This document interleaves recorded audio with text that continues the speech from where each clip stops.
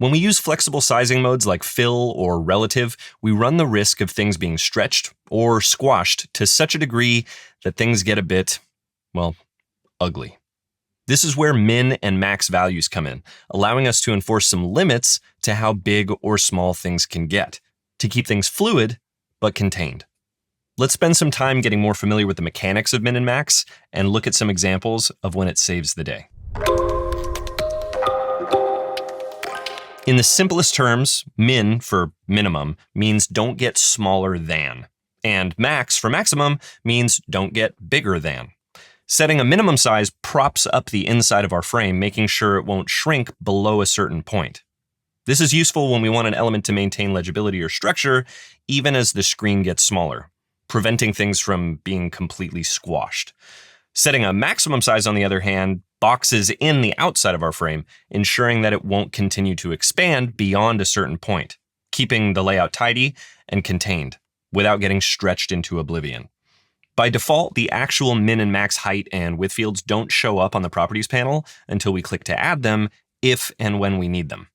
We can set these fields to either fixed sizing, using exact pixels, or relative sizing, using percentages, giving us some flexibility depending on our needs. A good rule of thumb is that if a dimension is flexible, then the min or max would be fixed. And if the dimension is fixed, the min or max would be flexible, which I'll show you an example of here in a bit. Let's start with an example of when min and max width might come in handy. On this page, we have a feature section with a set of cards in a horizontal stack that wraps to another row when it runs out of space. The width of each card is a fixed 280 pixels, so if I give them a bit more space, as soon as another card is able to fit, it will. And naturally, when there's less space, the last item that doesn't fit has to wrap to the next row. But in between, we've got some wasted space. Like I said, these cards are a fixed width of 280 pixels, which means anywhere between an extra 1 and an extra 279 pixels still can't fit the next card. Such is the nature of fixed sizes, not so flexible. So what if we take all of these cards and set their width to fill instead?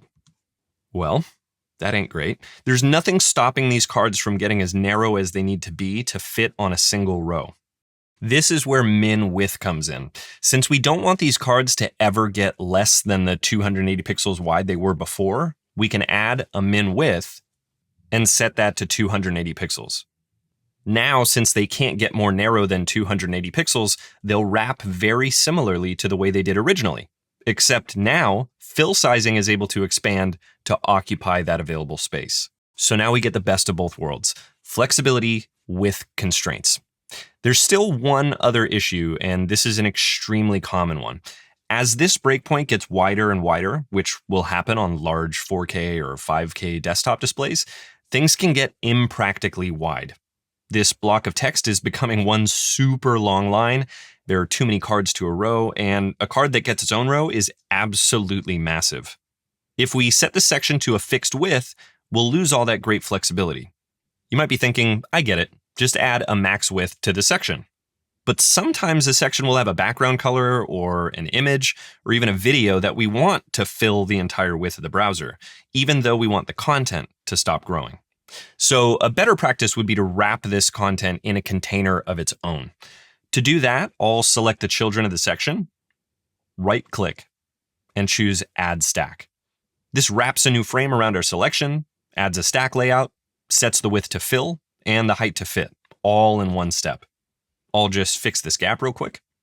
And now we can add a max width to this container. If I want the max width of this frame to be the width I'm currently seeing on the canvas, I can cheat a little bit and switch the size to fixed to see how wide it actually is at the moment. I'll take a mental note that this is 880, hit undo, then type 880 pixels for my max width. Now when this breakpoint gets smaller, we have all the benefits of the fluid layout that we had before, but when things get wider, the content frame stops growing when it hits 880 pixels, so things never get out of control. An alternative approach to this that allows for some additional freedom on the canvas would be to use a fixed width, which we can now freely and visually size the way we like it. Then to constrain it, we can switch our max width to relative and set it to 100%. Now I can continue to play with the width of this on the canvas, and it can't get any wider than its parent frame. And when I preview, we have our frame starting off at exactly the size we want, and then we still have that responsive behavior of it flexing to get no wider than 100% of its parent frame. Now let's look at some examples of min and max height. Here we have a hero section with a viewport height of 100 VH, which means it'll fill the height of the browser's viewport no matter how tall it gets, but unfortunately also how short it gets. In the preview window, I can squash the height of the viewport down until I reach a point where things at the top get clipped, because this content is vertically centered in the stack. The stuff below is fine because we can scroll down, but scrolling up never reaches the top of the overflow.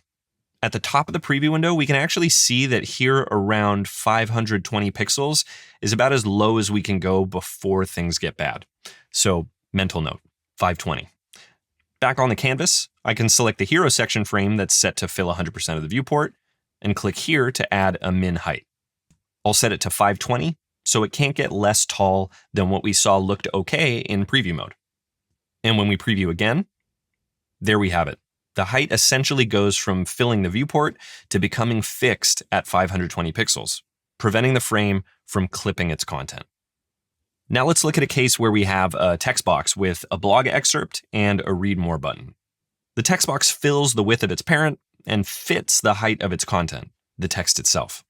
If the text box gets more narrow, the text just keeps getting taller and taller and taller until eventually it's impractically tall and might mess with the rest of my layout. But what if I don't want it to get longer than 4 lines of text, for example, no matter how much text we start with and no matter how narrow its container gets? That's a job for max height. I'll select the text box itself, add a max height, set it to fixed, and set a value of 96 pixels. Why 96? Here's a little math trick to work out the max height to fit a specific number of lines of text. Just multiply the number of lines of text by the text size, and then again by the line height. So 4 lines of text times 16 times 1.4 equals 96. Done deal. Now, since this text is being cut off in an arbitrary place, I'm going to make it fade out at the bottom to make it more clear that it's just a partial excerpt of text. I'll click the plus icon next to styles, choose mask, then just rotate it around the other way and make it a little less tall. There we go. Now we've got a text box that still fits the height of the text, but only until it reaches that max height of 96 pixels, which perfectly fits 4 lines of text.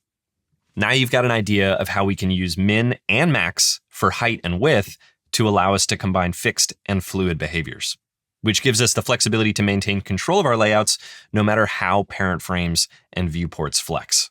That's it for this one. I'll see you in the next one.